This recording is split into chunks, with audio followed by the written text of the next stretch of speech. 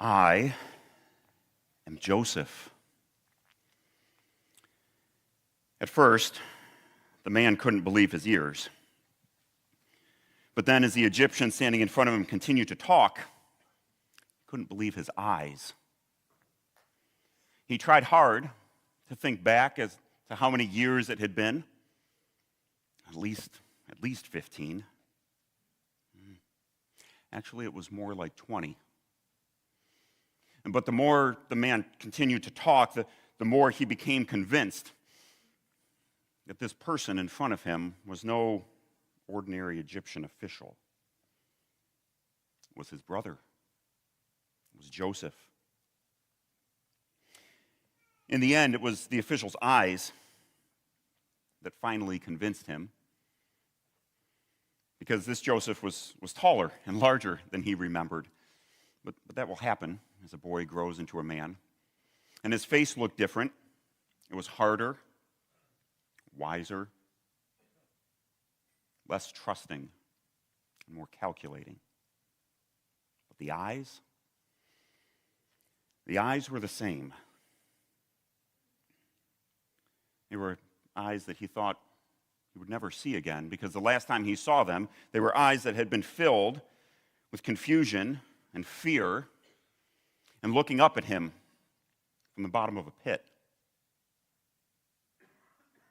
He had tried hard to forget that day. I told the lie about what had happened that day so many times that he almost believed it himself. That yes, for these last 20 years, his brother Joseph had been dead. Until he wasn't. And now, back from the dead, the tables had turned. And it was his brother, Joseph, looking down on him in power and in glory. No longer the 17-year-old dreamer, now Lord of all Egypt.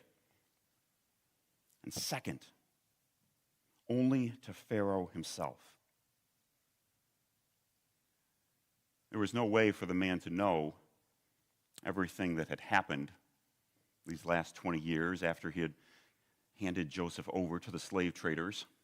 No way for him to know about his brother's trip to Egypt with just enough food and water to keep himself alive, or about the days at the slave market, waiting in pens like an animal for his fate to be decided for him. He couldn't know about the years of toil in the Egyptian household, or the false accusation of rape, or the years of imprisonment in the palace dungeon. He couldn't know for certain, but he could guess at all the horrible things that had happened. And as his mind ran wild with the possibilities and how any of this could be true, panic began to set in, and the fear grew within him, because he realized that whatever had happened these last 20 years, Joseph suffered all of it because of him, because of the men standing around him. They had been jealous of their brother, hated their brother. They betrayed their brother, beat their brother, left him for dead. And then finally they sold their brother for a small bag of silver, a tiny bit of profit that had long been spent. And they lied. They lied again and again and again. For 20 years, they lied to their father and to their families and to themselves. They lied to cover up their sin and shame and the truth of what they had done. And now those sins long buried were back as from the grave. And there they stood, standing before him and his brothers in the flesh, looking down upon them. And their guilt was exposed for all to see. "I am Joseph," the man cried, which only made it more terrifying because their brother was literally crying in front of them, completely beside himself, overcome with emotion. Under normal circumstances, this would have been extremely uncomfortable at best, but now in light of everything that happened, in light of everything that had come out, it was terrifying and unnerving because now, well, there was no telling what Joseph would do next. The man feared the worst as the weight of his sin came crashing down on him, and there was nowhere to run. There was nowhere to hide. There was no excuse that he could offer that would make any difference. All he and his brothers could do is stand there, dumbfounded, waiting for the Lord of Egypt to render his verdict and to execute his justice upon them.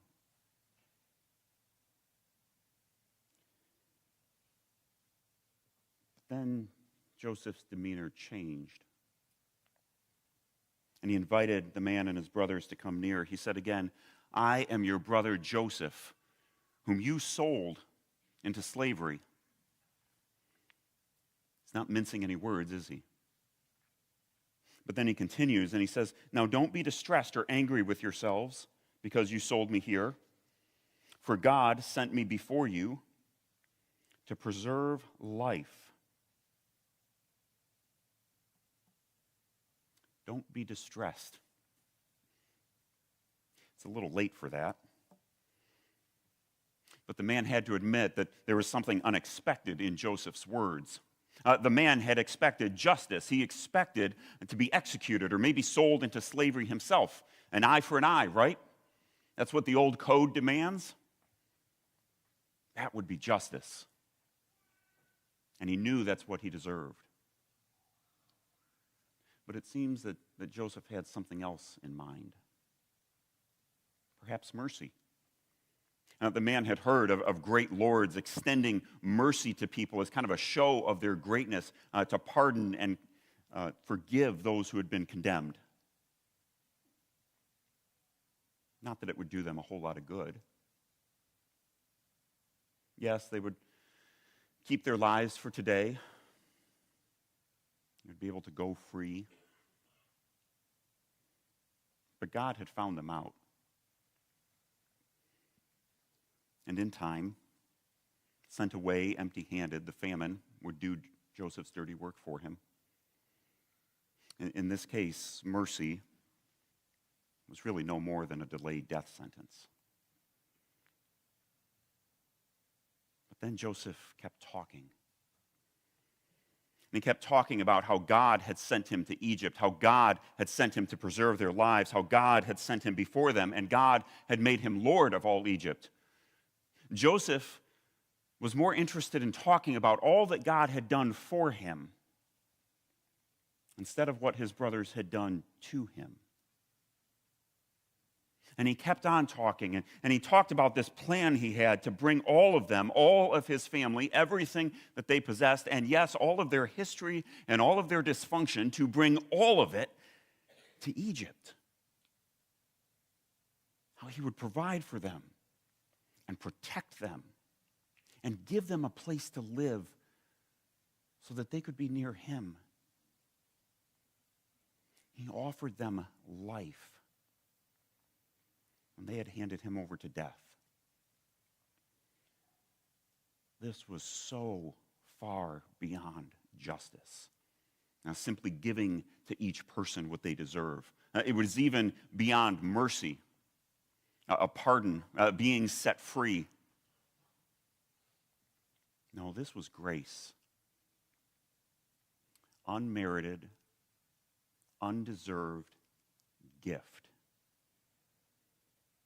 It was grace born of compassion and brought about by the hand of God that had sent Joseph to Egypt ahead of his brothers.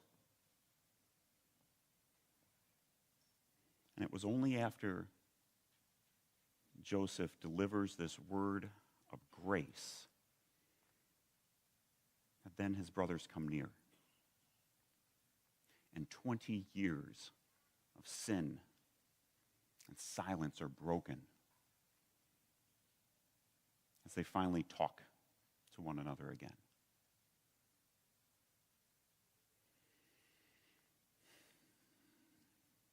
And that is where we leave the story of Joseph and his brothers, at least for today. It's a long story. It takes up 13 chapters in the book of Genesis, and so we obviously can't cover it all. And there's more to the story as well. And so don't let kind of the happy ending, the family all together, fool you. That's a little bit more like a Hallmark ending than the biblical story. Because if you were to keep reading on, you would hear that there is still suspicion and conflict and jealousy and jockeying for position between Joseph and his brothers. Even after all of this, they're still human, right? And it's uncanny how often the biblical families mirror our own. And there are all sorts of aspects to this story that we could unpack today, but for this morning, I want you to consider just one. God sent Joseph to Egypt to preserve life.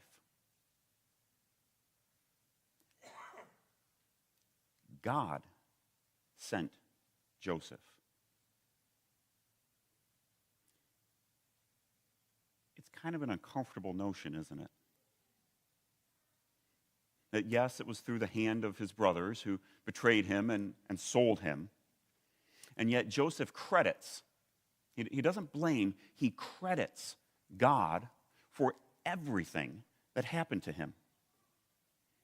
If you were with us last week, Pastor Jeff talked about kind of the hidden reality, that there's everything that we kind of see on the surface, but behind the curtain there's a spiritual reality that is deeper and more true than we know.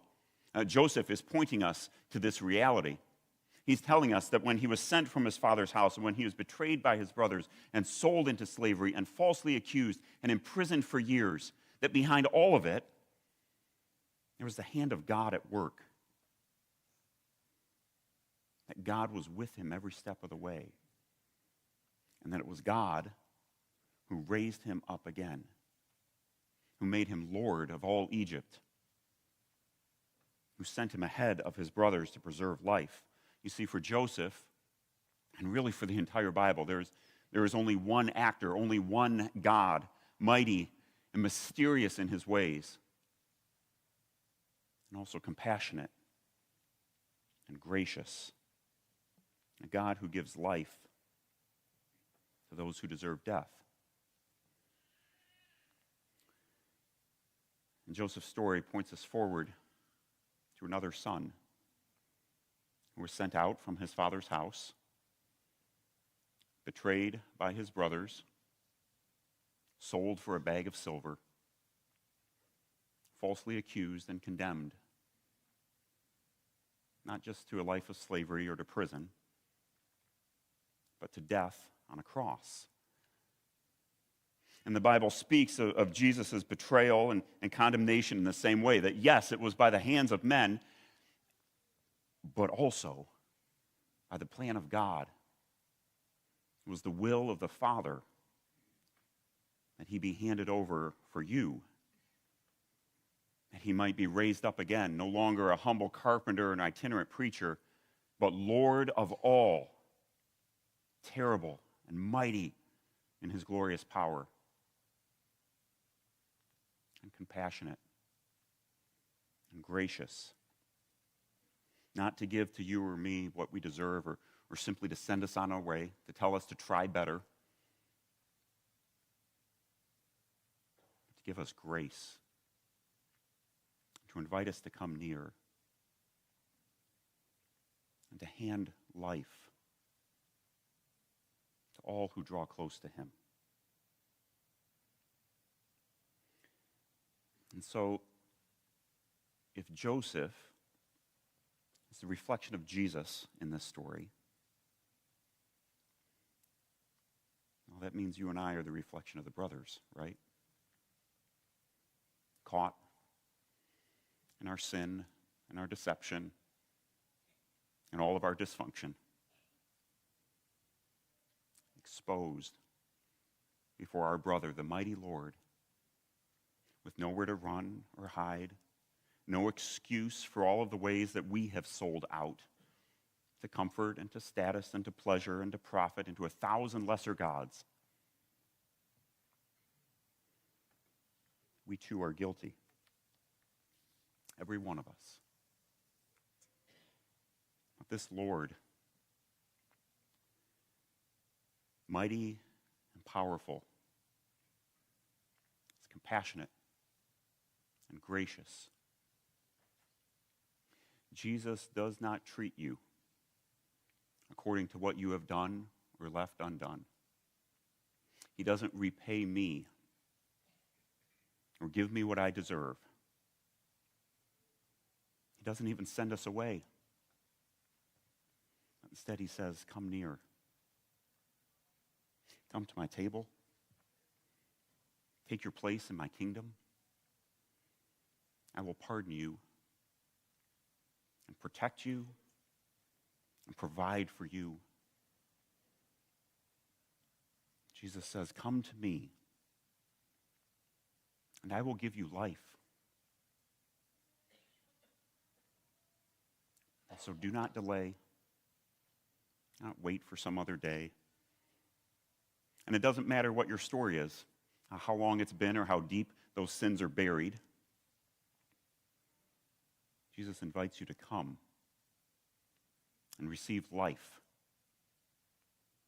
Because after all, that is why the Father sent him for you. Amen.